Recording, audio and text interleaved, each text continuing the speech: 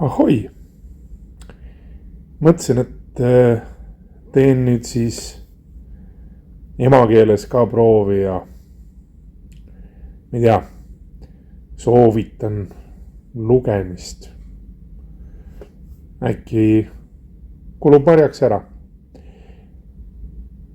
Mitte, et ma nüüd mingi suurem ekspert või kirjandusteadlane oleks, aga noh, nagu juures olevat pildid näha on, siis on mul paar raamatut kodus olemas, nii et natuke rohkem vist isegi.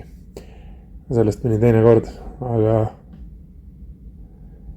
minu jaoks on raamatute lugemine viis leevendada üksindust ja leida ennast maailmadest, mis on väga tihti palju mitmetahulisemad kui see, milles me siin igapäevaselt elame. Ja ma sooviks alustada või teha esimese eestikeelse video raamatu kohta, mida ma omal ajal jahtisin nagu Indiana Jones jahib aardeid. Ma sattusin selle raamatu peale aastal 2007, 2006. See oli 3. kursuse lõpp. Ma sain vanematelt kingituseks reisipileti Soome. Ööbisin oma juhendaja juures, kes toona tegi doktorikraadi, kirjutas doktoritööd Helsingi ülikoolis. Nüüd on ta maailmakuulus teadlane ja õppejõud Austraalias, Queenslandi ülikoolis hetkel. Ja ma sattusin ühte oma lemmikraamatupoodi, see on akadeemiline raamatupood Helsingis Stockmanni kaubamajas. Ja ma tatsasin seal nende raamatukuhilate vahel ringi, mõeldes, et küll oleks tore, kui oleks aega ja oskust ja võimalusi seda kõike lugeda.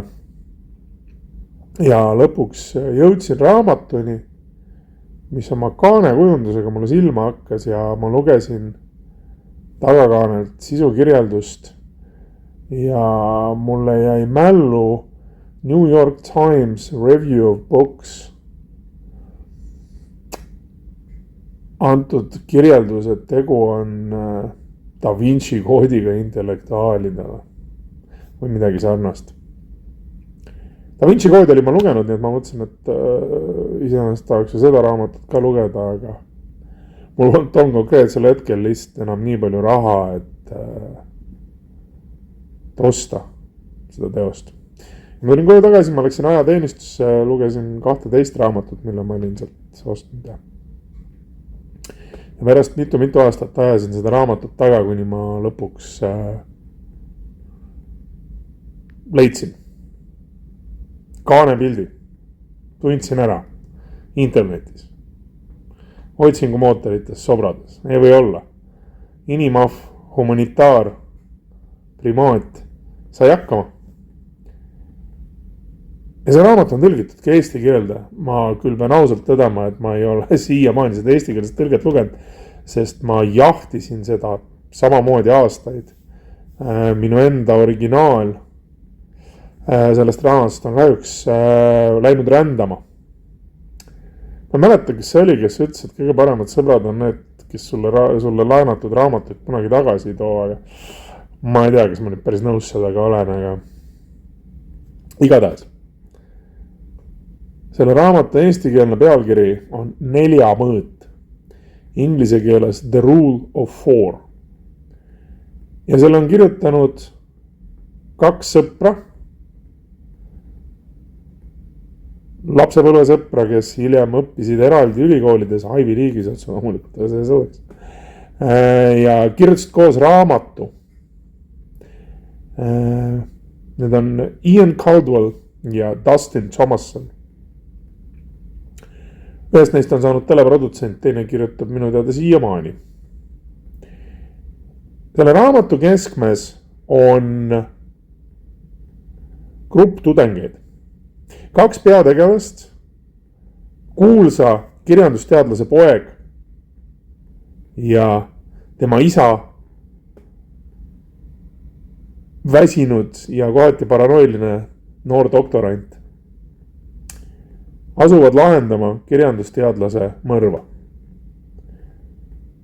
Nad hakkavad seda koos lahendama sellepärast, et noor doktorant on veendunud, et tema juhendajale sai saatuslikuks töö, mida nad koos teevad. Ja millega nad siis tegelesid, nad üritasid dešifreerida, lahti murda kirjandusteosesse nende arvates peidetud salakoodi. Selle raamatu keskmes on teine tekst, natuke nagu Meister ja Margarita, aga lisaks rohkem kui 11 erinevas keeles ja dialektis koostatud raamatu lahti muukimisele. See on ajalooline armastusromaan, kui ma nüüd õigesti mäletan oma ajuga. Avastavad noored mehed ja ka nendega liituvad kursajad ja tütarlapsed, et doktoriõpet läbiva mehe paranoial on põhjus, et seda teksti tõesti jahitakse. Seda jahib iidne ordu, seal on semiootilised tasandid, seal on suurepärane põnevuslugu, seal on sõprust, seal on armastust. Ja mis kõige ägedam, seal on põnevust. Põnevust sellest, kuidas lugemine ja lugemishuvi võib korraga päästa maailma ja selle hukutada. Nüüd selle pika jaurami lõpuks tahaks ma lihtsalt öelda, et mina isiklikult mõtlen selle raamatu peale vahepeal tänini. Lihtsalt sellepärast, et kui teha võrdlus selle kurikuulsa Da Vinci koodiga, siis Da Vinci kood on eeskätt seiklusjutt, kuhu on pisteliselt pandud semiootikat, ajalugu ja Boschi akadeemilisust. 4 mõõt on 2 sõbra üksteise mõistmise ja koos mõtlemise armuvili. Ma isegi ei karda seda sõna kasutada, sest seda ta ju on. Nad töötasid selle kallal aastaid, vist isegi aastakümneid. Ja tulemus on fantastiline. Ma imestan tänase päevani, et sellest ei ole filmi või sarja tehtud. Aga võib-olla ongi hea.